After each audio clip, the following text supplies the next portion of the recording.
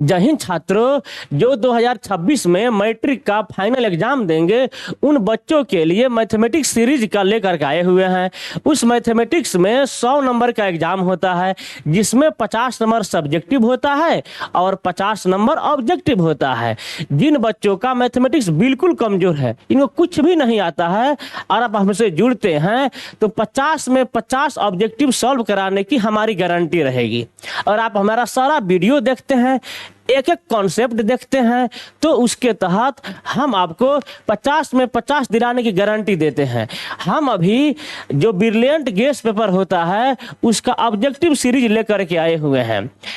इसके अंदर chapter wise जितने ऑब्जेक्टिव क्वेश्चन दिए हुए हैं, सारे क्वेश्चन का एक एक करके हम एक्सप्लेनेशन करेंगे और बढ़िया तरीके से अच्छे से समझाएंगे, जिससे कमजोर से कमजोर छात्र को भी समझ में आ सके। आप अगर वर्ग 10वीं के छात्र हैं तो इस वीडियो को अपने दोस्तों में शेयर कर दीजिए। जिनको मैथमेटिक्स कुछ भी नहीं आता है, जिनकी तैयारी कुछ भी नहीं हुई है, उनके पास भी इसको शेयर कर दीजिए कि वे मैथमेटिक्स में पास हो जाएं, उनकी लाज बच जाए, वे फेल नहीं हो मैथमेटिक्स में। इसी के लिए आइए हम चैप्टर नंबर 1.1 के ऑब्जेक्टिव क्वेश्चन नंबर 1 देखते हैं। क्वेश्चन नंबर 1 कह रहा है किसी पूर्णांक p के लिए प्रत्येक सम पूर्णांक का रूप है। यानी कोई भी अगर पूर्णांक है उसका सम पूर्णांक के रूप के बारे में हमको चर्चा करना है। अब ऑप्शन ए है 2p+1, बी है p, सी है p+1 और डी है 2p। अगर आपको कुछ भी समझ में नहीं आ रहा है तो आप अपने मन से कोई भी अंक रख कर देख सकते हैं। ऐसे पूर्णांक की बात कहा है, मान लीजिए 1 रखते हैं, ऑप्शन नंबर 1 में रखते हैं। ऑप्शन नंबर 1 में रख रहे हैं 2p+1 है और इसमें हम रख रहे हैं 1, p का मान रख रहे हैं 1। तो p का मान 1 रखेंगे तो 2 × 1 जोड़ 1 बराबर क्या होगा, 2 × 2 और 1 3 होगा। क्या यह 3 आपका सम पूर्णांक होगा? नहीं है, विषम है, यानी ऑप्शन नंबर 1 नहीं होगा। अगर दूसरा में आ रहे हैं p अब बराबर हम 1 माने हुए हैं तो 1, क्या 1 पूर्णांक है, हमारा सम पूर्णांक है? नहीं है, यानी ऑप्शन नंबर बी भी नहीं होगा। ऑप्शन नंबर सी में आ रहे हैं, सी में लिखा है p+1। जब p+1 है और हम माने हैं p बराबर 1, यानी p का मान 1 रखना है, तो 1 जोड़ 1 बराबर 2, यानी यह तो आपका सम पूर्णांक हो गया। तो क्या सभी के लिए एलिजिबल है? आइए देखते हैं। अब हम मान लेते हैं p बराबर 2, तो p+1 था और p बराबर 2 मानते हैं तो 2 जोड़ 1 बराबर हो जाएगा 3। क्या यह 3 आपका सम संख्या है? सम संख्या नहीं है, विषम संख्या हो जा रहा है, यानी यह एक जगह लागू हो रहा है, दूसरे जगह लागू नहीं हो रहा है, यानी ये भी नहीं होगा। अब देखते हैं ऑप्शन नंबर डी के बारे में। ऑप्शन नंबर डी है 2p। तो अगर 2 में हम गुना करते हैं 1 से तो क्या होगा, 2। अब देखिए 1 रखे थे, अब 2 रखेंगे तो 2 × 2 क्या आएगा, 4। अब 3 रखते हैं, 2 × 3 क्या होगा, 6। 4 रखते हैं, 2 × 4 क्या होगा, 8। यानी इसमें 2p जो है ऑप्शन आपका, जो डी नंबर ऑप्शन है, इसमें आप कोई भी संख्या रख रहे हैं, 1 2 3 4 कोई भी रख रहे हैं तो सम संख्या ही दे रहा है, यानी इसका आंसर ऑप्शन नंबर डी होगा। यह आपको हो गया। अब हम आते हैं क्वेश्चन नंबर 2 के बारे में। क्वेश्चन नंबर 2 कह रहा है निम्नलिखित में कौन सी सबसे छोटी प्राकृत संख्या है। इसमें प्राकृत संख्या के बारे में पूछ रहा है। अब हमको बताइए पूर्ण संख्या क्या होता है, जो 0 से शुरुआत हो, और प्राकृत संख्या क्या होता है, जो 1 से शुरुआत हो। यानी सबसे छोटी प्राकृत संख्या 1 होता है, और आपके पास ऑप्शन में भी प्राकृत संख्या में 1 दिया हुआ है, यानी 2 का ऑप्शन सी हो जाएगा। तीसरा देख रहे हैं √12 का परमेयीकरण गुणांक है, यानी √12 का परमेयीकरण गुणांक बारे में पूछ रहा है, यानी इसमें किस संख्या से गुना करेंगे कि इसका रूट हट जाएगा। तो रूट हटाने की परमेयीकरण गुणांक का मतलब यही हुआ कि इसमें ऐसी संख्या से गुना करें जिससे यह 12 जो पर रूट है यह रूट हट जाए। अब देखिए √12 में ऑप्शन नंबर 1 है, तो ऑप्शन नंबर 1 में √3 आ रहा है, गुना करेंगे तो रूट 36 हो जाएगा, इसका वर्गमूल क्या हो जाएगा 6, यानी √3 से गुना किए तो इसका रूट हट गया। बी देखते हैं ऑप्शन नंबर √12 गुना √2 क्या हुआ √24, रूट नहीं हटा, यानी 24 का वर्गमूल नहीं होता है। सी में देखते हैं √12 गुना √6 रूट 72 हो जाएगा, यानी 12 गुना 6 72, 72 का भी वर्गमूल नहीं होता है। ऑप्शन नंबर डी देखते हैं √12 गुना 2√3 तो हो जाएगा आपके पास 12 गुना 3 2 गुना √36, तो 2 गुना 36 का वर्गमूल 6, यानी 2 6 12। अब देखिए दो जगह ऐसा ऑप्शन आ रहा है आपके पास, दो ऑप्शन जहां पर रूट हट जा रहा है, एक है यह √3 और एक है आपके पास 2√3, बाकी जगह में रूट नहीं हट रहा है, रूट रह रहा है। अब इसमें कौन होगा भाई आंसर, कॉन्फ्यूजन की स्थिति हो गई, रूट दो जगह हट रहा है, तो जो उसमें छोटा संख्या होगा वही आपका आंसर होगा, यानी √3 आपका आंसर होगा, जो इस √12 पर से रूट को हटा दे रहा है, यानी 6 हो जा रहा है। 2√3 जो है ये भी हटा रहा है, लेकिन आपका क्या है ये √3 और 2√3 में यह छोटा है तो यह होगा। अगर ऑप्शन में √3 नहीं होता, केवल 2√3 होता ऑप्शन में, तो आपका यह आंसर हो जाता। बातें समझ में आ गई होगी। आपके पास दो ऑप्शन हुआ, दोनों में जो छोटा संख्या होगा वह आंसर होगा। अगर आपके पास √3 आंसर में नहीं रहता तो 2√3 आंसर हो जाता। ओके, कोई कंफ्यूजन? इसका स्क्रीनशॉट लेना हो तो ले सकते हैं, ठीक है। अब मिटाता हूं। अब हम देखेंगे option number 4, question number 4। Question number 4 कह रहा है कि 130 बराबर 15 गुना 8 जोड़ 10 एवं 15 बराबर 5 गुना 3 जोड़ 0। अब देखिए आप पूछ रहा है मौसा, तो मौसा आपको पता है होता है A बराबर BQ जोड़ R। इसमें क्या है कि आपको जब यह रिमाइंडर 0 हो जाता है, हम इस पर तोड़ते हैं और तोड़ते तोड़ते जब रिमाइंडर 0 हो जाता है तो यह B वाला आंसर हो जाता है आपका मौसा। तो इसमें तोड़ा गया है और तोड़ने के बाद यहाँ पे रिमाइंडर 0 हो गया है, यानी आंसर कौन हो जाएगा 5 हो जाएगा, यानी यह आंसर हो जाएगा और इसमें आंसर यह होगा, यानी 1 का D, 2 का C, 3 का A और 4 का B। यह आपका 1.1 में बिरलेंट के किताब के अंदर 4 ऑब्जेक्टिव दिए हुए थे, जिसका हमने सॉल्यूशन दे दिया। अब हम आते हैं 1.2 में। 1.2 में क्वेश्चन कह रहा है यूक्लिड विभाजन एल्गोरिथम दो धनात्मक पूर्णांकों के निम्न में से किसे परिकलित करने का तकनीक है। आपको भी पता है कि A बराबर BQ जोड़ R यह होता है यूक्लिड विभाजन एल्गोरिथम, और इसके द्वारा हम लोग क्या निकालते हैं मौसा निकालते हैं, यानी HCF निकालते हैं। इसका आंसर बी होगा। दूसरा नंबर क्वेश्चन है 45 तथा 60 का मौसा है। 45 और 60 का मौसा पूछ रहा है, तो 45 और 60 के मौसा निकाल लेते हैं। 60 बराबर 45 गुना 1, इसी पर जोड़ क्या बचेगा 15, यह 45 आएगा, यहाँ वह आएगा 15 गुना 3 जोड़ 0, यानी मौसा कौन हो गया 15 आपका मौसा हो गया। एक और है तरीका, जिस तरीका से हम बिना यह किए, यह जो हम कैलकुलेशन किए हैं, यह बिना कैलकुलेशन किए हम डायरेक्ट आंसर दे सकते हैं 15। वो कैसे होगा? देखिए, जो भी दो क्वेश्चन दिया रहेगा, यानी आपके पास नंबर दिया है 45 और 15, इस 45 और 15 का हम गुणनखंड करेंगे कहाँ पे? माइंड में। तो जब करेंगे और उसमें हाईएस्ट ऐसा नंबर सोचेंगे, बड़ा से बड़ा नंबर, जिसके पहाड़ा में 45 भी आ जाए और 60 भी आ जाए। तो 45 और 60 5 के भी पहाड़ा में आएगा, लेकिन इससे बड़ा कोई अंक सोचेंगे। 45 और 60 आपके साथ में 10 में नहीं आएगा, सीधे 15 के पहाड़ा में आ जाएगा।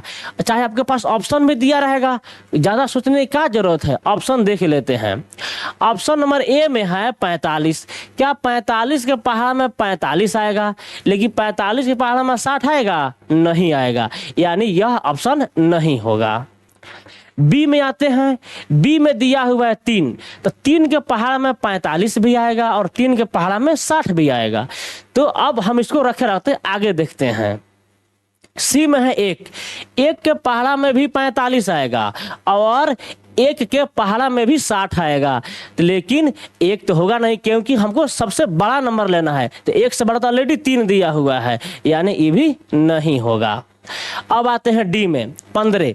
तो 15 के पहाड़ा में भी 45 आएगा और 15 के पहाड़ा में भी 60 आएगा, यानी आपका आंसर डी हो जाएगा, बी नहीं होगा। काहे कि 3 के भी पहाड़ा में 45 और 60, अब 15 के भी पहाड़ा में 45 और 60। तो आपको हम बता दें, HCF निकाल रहे हैं आप, HCF, इसका फुल फॉर्म होता है हाईएस्ट कॉमन फैक्टर, यानी हाईएस्ट नंबर लेना है आपको, हाईएस्ट नंबर कॉमन फैक्टर में। तो हाईएस्ट नंबर में 3 और 15 में हाईएस्ट नंबर यानी बड़ा नंबर कौन हुआ? तो आप कहिएगा सर 15 हुआ, यानी आपका 2 का आंसर डी हो जाएगा। अब आते हैं हम 3 नंबर, एक अशून्य परिमेय और परिमेय संख्या का गुणनफल होगा अशून्य। अशून्य का मतलब होता है जिसका शून्य नहीं हो, ऐसा संख्या जो शून्य नहीं हो। तो अशून्य यानी शून्य नहीं हो। परिमेय और अपरिमेय संख्या का गुणनफल होगा। आपको इतना जान लीजिए, अपरिमेय संख्या में कुछ भी जोड़ेंगे घटाएंगे अपरिमेय ही होता है। और यहाँ पे कह रहा है अगर 0 नहीं रह रहा है, गुणनफल की बात कहा है, तो यह क्या होगा? हमेशा अपरिमेय होगा। यदि p एक धनात्मक पूर्णांक है, यानी p कैसी संख्या है? पॉजिटिव इंटीजर है, तो धनात्मक सम पूर्णांक का रूप है। यानी कैसा रूप? अभी हम इसके लिए इसमें देखे थे हम लोग यहाँ पर कि कौन हो रहा था? 2p हो रहा था धनात्मक के लिए। तो यहाँ भी वही सेम क्वेश्चन है, कौन हो जाएगा? 2p हो जाएगा। क्योंकि हम सभी एग्जाम्पल देख लिए थे, हम एक बार एग्जाम्पल 1 रखेंगे, 2 रखेंगे, 3 रखेंगे, ये जितने ऑप्शन 4 दिया हुआ है सभी में 1, 2, 3, 4 रखेंगे, और जिस पर हमेशा सम संख्या आएगा वही आंसर होगा। तो हमेशा सम संख्या 2p पर आएगा, क्योंकि किसी भी संख्या में 2 से गुना करने पर हमेशा सम संख्या आता है। कोई भी संख्या ले लीजिए, 0 छांट करके कोई भी संख्या लेंगे और उसमें 2 से गुना करेंगे तो हमेशा सम ही संख्या आएगा, दूसरा संख्या नहीं आ सकता है। अब आइए 5 में, किसी धनात्मक पूर्णांक q के लिए प्रत्येक धनात्मक विषम पूर्णांक का रूप होता है। धनात्मक विषम पूर्णांक की बात कह रहा है। यहाँ पर बात हो गया पूर्णांक विषम संख्या का। आइए ऑप्शन नंबर ए है 6q, और 6q के बारे में देखेंगे। 6q, तो 6 में गुना करेंगे 1 से। मान लीजिए एक बार हम q के मान 1 रखेंगे, एक बार 2 रखेंगे, एक बार 3 रखेंगे, यही होता है नियम, ताकि आपको समझ में आएगा। तो अगर 1 रखते हैं q का मान तो 6, तो क्या 6 आपका विषम पूर्णांक है? कहिएगा नहीं सर, 6 तो सम संख्या होता है, यानी यह नहीं होगा।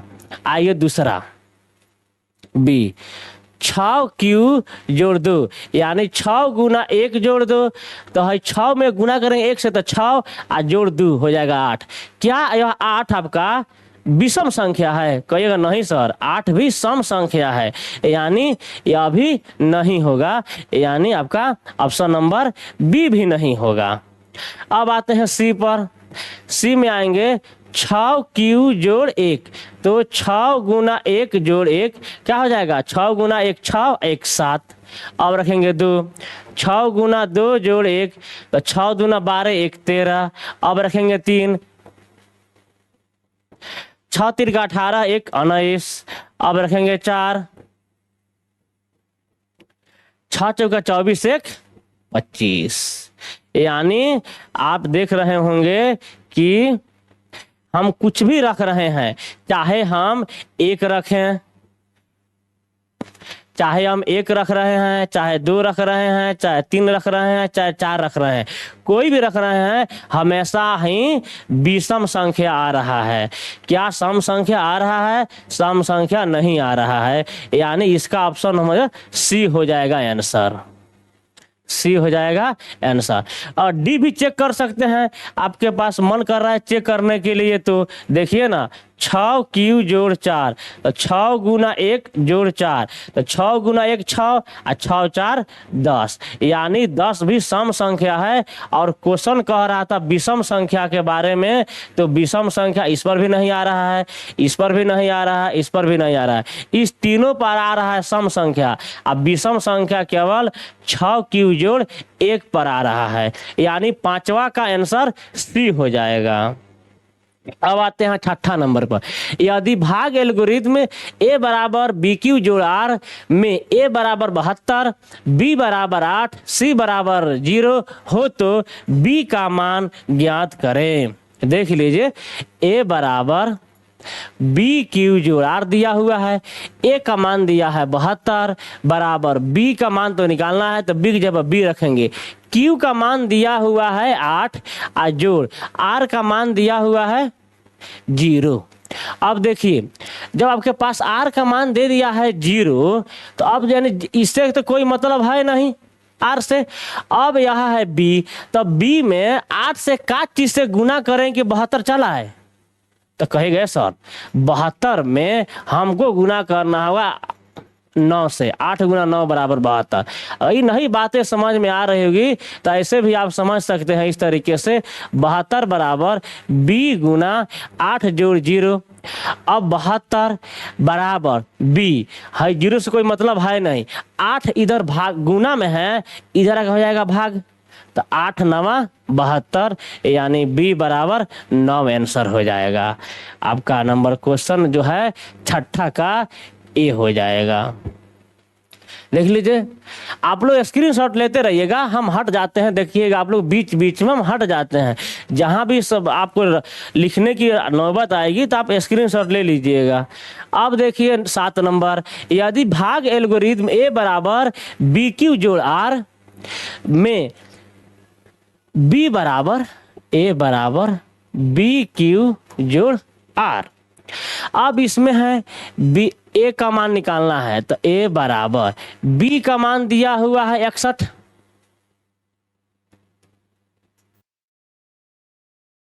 बी का मान 61 दिया हुआ है, क्यू का मान 27 दिया हुआ है, आर का मान 32 दिया हुआ है। अब पूछ रहा है ए का मान, तो क्या करना है, 61 से 27 में गुना कर दीजिए, यहाँ पर अलग है, 61 से 27 में गुना कर देंगे, 7 एकम 7 और हो जाएगा 7 छक 42, 2 एकम 2 42, 2 44, 4 हाथ में 4, 6 दूना 12 और 4 16, यानी 1600 गुना करने पर हो जाएगा 47 और जोड़ में 32, तो 16 47 32 जोड़िएगा तो हो जाएगा 7 2 9 4 3 7 6 के 6 1 1, यानी ए का मान हो जाएगा 1679। आपका ऑप्शन नंबर ए है। ठीक है, अब देखेंगे हम क्वेश्चन नंबर 8। यदि भाग एल्गोरिथम ए बराबर बी क्यू जोड़ आर में बी बराबर 43, यानी अब बी का मान 43 दिया है और क्यू का मान 31 दिया है और आर का मान 32 दिया हुआ है। पूछ रहा है फिर वैसा ही करेंगे, 43 में गुना करेंगे 31 से, 1 तिहाई 3, और 1 चौका 4 और 3 तिरका 9, 9 4 13 के 3, हाथ में 1, 4 3 12 1 13, यानी 1333 आ रहा है। तो गुना करने पर 1333 और जोड़ में यह हो जाएगा 32, तो 3 2 5 3 3 6 3 1, 1365, यानी ए का मान आपका हो जाएगा 1365। कहाँ है? यहाँ भी ए में ही है, यानी 8वां का भी ए हो जाएगा। इस तरीके से अब आते हैं हम 9 नंबर में। 9 नंबर क्वेश्चन कह रहा है कि ए बराबर बी क्यू जो आर में बी बराबर 4, क्यू बराबर 5 और आर बराबर 1, तो ए का मान ज्ञात कीजिए। यानी 7 8 9 एकदम बिल्कुल सेम है और 10 भी उसी तरीके से आइए बना देता हूं।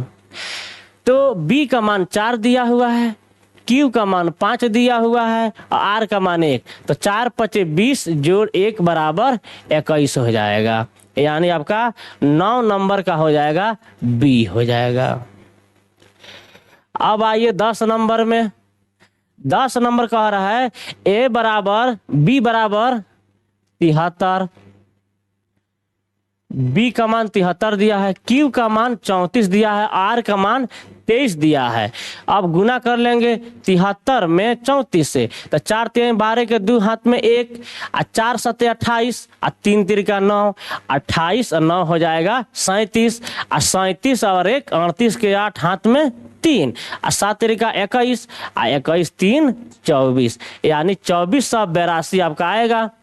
तो यहाँ हो जाएगा 2482 या जोड़ 23, जोड़ दीजिए 2 और 3 5, 8 2 10, हाथ में 1 4 1 5 2, यानी 2505। आपका आंसर हो जाएगा 10वां का बी।